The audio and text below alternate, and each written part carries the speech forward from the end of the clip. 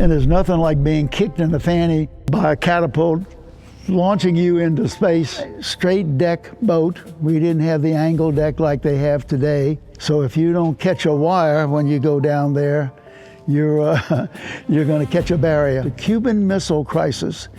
That was the time when the Russians were bringing missiles into Cuba to aim them at America.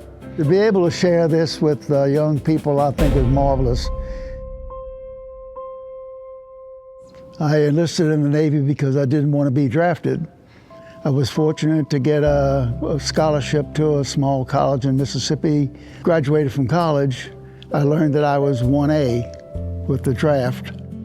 When I learned that I was going to be drafted and go somewhere that I didn't know where it'd be or what I would do, that's when I went in the Navy, and the Navy offered me the possibility of qualifying for being a pilot, an officer and a pilot, and I took full advantage of it.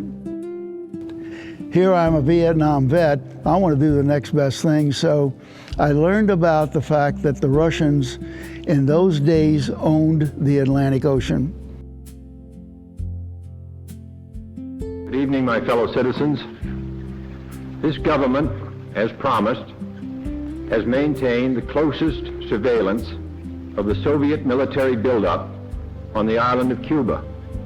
Now, the mission of the Russian submarines was to interfere with the merchant shipping from the United States to Europe and from Europe back to America. They made it very difficult for us to be able to move our cargo. So that's when the Navy decided we had to have an anti-submarine warfare squadrons. Put me in one of those squadrons. It was a squadron called VS-30. I flew a Grumman-built aircraft called an S-2F, and it is loaded with electronics. It had electronic countermeasure equipment to track anything on the surface of the ocean. We could find them when they would come up, or they would pop a scope up or whatever. And then we also knew all the merchant ships.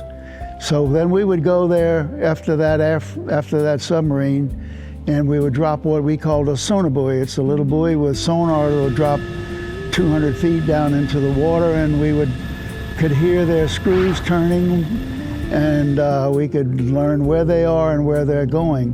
And then it was a case of tracking them. You couldn't do anything more than track them in those days. And the name of the game was keep them down. The fun part that I enjoyed was not only did we fly around the boats on the surface where the submarine is, leave tracking marks, which were sonar buoys, but every so often we could drop little depth charges on the submarine, which would not sink it, but would rock the boat, shake the boat, and let people, the Russians down inside that boat, give them a little something to get scared about, and let them know that Phil Schaffner was up there watching them, which was a lot of fun, because I was only about 25, 26 years old at that time. Then I got called back. I got married and got called back the same month. And I did the same job, except that there were a lot of ships in the crew, and we would buzz them too. And the key word is buzz. Just let them know we're there watching them, and they couldn't do anything without us. And then I got out of the Navy and went back to school. And that's when I got to meet Dr. von Braun, of all things. There was a Lyceum program at the university. And when I was there, one of the persons to address the student body was Dr. von Braun. I'm a little older than most of the students were, because I'd already served in the military. But I met him all for about, I don't know, maybe 20 or 30 seconds, shook his hand, and I was just thrilled to have met him. One of his aides said to me, "Sir, you just got interviewed by Dr. von Braun." I said, "What? He interviewed you for a job?"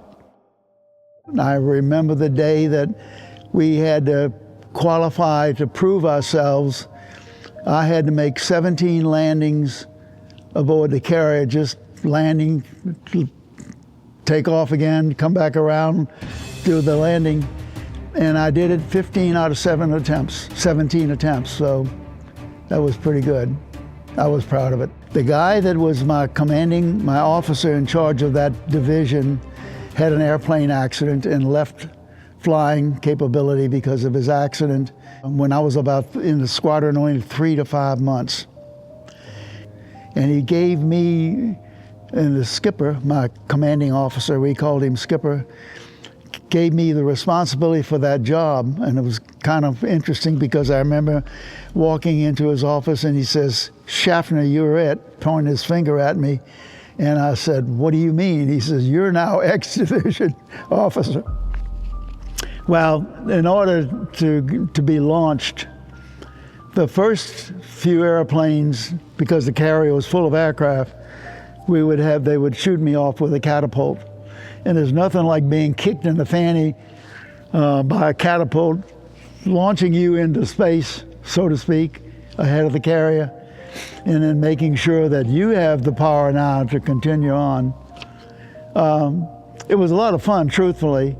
And of course, when it came time to land, we had, in the old days, we had landing signal officers that would use the flag to tell you whether you're a little too high approaching the deck of the carrier or too low, or there's a problem on the deck, wave me off and make me come around and try again. That was a challenge. The other part was a lot of times finding the carrier after you fly 400 miles away.